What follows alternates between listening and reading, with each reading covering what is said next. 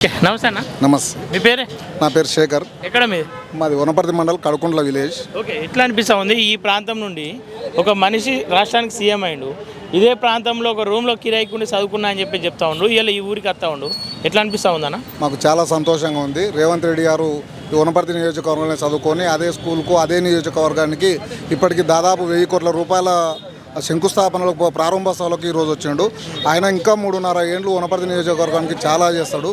ఒక జెడ్పీటీసీ స్థాయి నుంచి ముఖ్యమంత్రి వరకు ఎదిగిండు కాబట్టి ఆయనకు యా నియోజకవర్గానికి ఎలా చేయాలనేది మొత్తం బాగా తెలుసు. అంటే చదువుకున్న గడ్డ రుణం తీసుకుంటున్నాను, చదువుకున్న గడ్డ రుణం తీసుకుంటాడు. ఈడ ఆల్రెడీ ఆయన దోస్తులు స్నేహితులు చాలా మంది ఉన్నారు.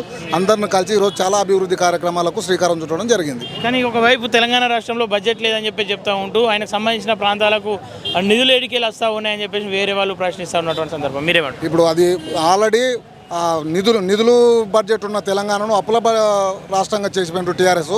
ఆ అప్పుల మిత్తిలు కట్టడానికనే దాదాపు 20,000 కోట్ల రూపాయలు నెలకు అవుతున్నాయి. దాన్ని సమకూర్చుకుంటూ ముందుకు వెళ్ళడమే రేవంత్ రెడ్డి గారి ధ్యేయం. కానీ ఇచ్చినటువంటి 6 గ్యారంటీలు ఒక్కడు కూడా అమలు చేస్తలేడు. కాంగ్రెస్ ఫెయిల్ అయింది. సంవత్సరంన్నరలోపే మొత్తం రేవంత్ రెడ్డి రాష్ట్ర వ్యాప్తంగా ఏమంటారు నెగిటివ్ పేరు తెచ్చుకుని చెప్తాం. అది ఎలా ఉత్త ప్రతిపక్షాల కుట్ర. 6 గ్యారెంటీలలో ఉచిత ఫ్రీ బస్సు అందరూ పోతున్నారు. ఆడవాళ్ళని అడిగితే చెప్తారు. 200 యూనిట్ల లోపు కరెంటు ఫ్రీ ఉంది. 500 సబ్సిడీ పడుతుంది. రుణమాఫీ అయింది. 2 లక్షల లోపు రుణమాఫీ అయింది.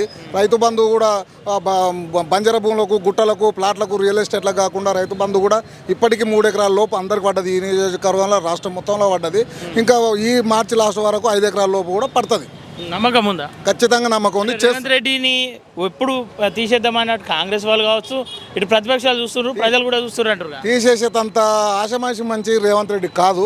ఎందుకంటే ఒక జెడ్పీటీసీ స్థాయి నుంచి రాష్ట్ర ముఖ్యమంత్రి వరకు సముద్రం లాంటి కాంగ్రెస్కు ముఖ్యమంత్రి అయ్యిండు అంటే ఆయన తీసేయనికే ఎవరి వల్ల కాదు. ఉత్తమ మాటలు మాట్లాడుతున్నారు ప్రతిపక్షాలు.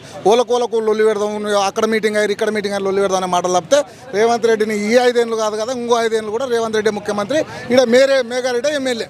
ఓకే, కానీ రేవంత్ రెడ్డి వచ్చినప్పటి నుండి రాష్ట్రంలో రైతులు సంతోషంగా లేరు, ఇబ్బందులు పడుతూ ఉన్నారు అని చెప్తా ఉన్నాడు. ఏమి ఇబ్బందులు లేవు. వాళ్ళు వేసినట్టు 2 లక్షల రూపాయలు రుణమాఫీ చేస్తే వీళ్ళు 2 లక్షలు రుణమాఫీ చేసినారు. వాళ్ళు 5,000 రైతు బంధు చేస్తే వీళ్ళు 6,000 చేసినారు. వేస్తూనే ఉండరు. ఇంకా ఫ్రీ బస్ అయింది, కరెంటు అయింది, గ్యాస్కు సబ్సిడీ అయింది. రైతుల కష్టాలు చూసి జగదీశ్వర్ రెడ్డి నిన్న కన్నీళ్లు పెడతా ఉన్నాడు.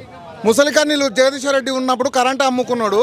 ఇప్పుడు ఆల్రెడీ కరెంటు మస్తుంది. మా రైతులకు ఆల్రెడీ సబ్సిడీ ఇస్తున్నాడు. రైతులకు వరికి సన్నవర్లకు సబ్సిడీ కూడా ఇస్తున్నాడు.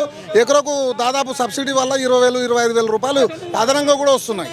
దానివల్ల టీఆర్ఎస్ వాళ్ళు ఉత్త బదనాం చేయడానికనే స్టార్ట్ చేసిన కానీ అన్ని విధాలుగా రైతులు సుఖ సంతోషంతో ఎంత ఎదిగినా ఒదిగే ఉండాలన్న ఆలోచనకు రేవంత్ రెడ్డి సూటబుల్ అవుతాడంటారా? ఇలా అయినా రెంట్కున్నటువంటి రూమును కావచ్చు, ఆ దోస్తులను కావచ్చు, అందరినీ కలిసే ప్రయత్నం చేస్తున్నాడు, స్కూల్లో కలిసే ప్రయత్నం చేస్తాడు. ఆయన ఎంత ఎదిగినా ఒదిగి ఉండాలనే సిద్ధాంతంతో నడుస్తున్నాడు కాబట్టి జెడ్పీటీసీ నుంచి ముఖ్యమంత్రి వరకు వచ్చిండు. ఈరోజు అంత పెద్ద స్థాయిలో ఉన్న చదువుకున్న ఊరిని కానీ, దోస్తులను కానీ, ఉన్న ఇల్లు కిరాయికి ఉన్న ఇల్లును కానీ మర్చిపోకుండా అందరినీ ఈరోజు కలుసుకోవడం జరిగింది. సంతోషమేనా మొత్తమే రేవంత్ రెడ్డి? చాలా సంతోషంగా ఉంది. ఇంకా 5 ఏళ్ళు కూడా రేవంత్ రెడ్డి ముఖ్యమంత్రిగా ఉంటాడు. ఓకే అన్న, థ్యాంక్ యూ.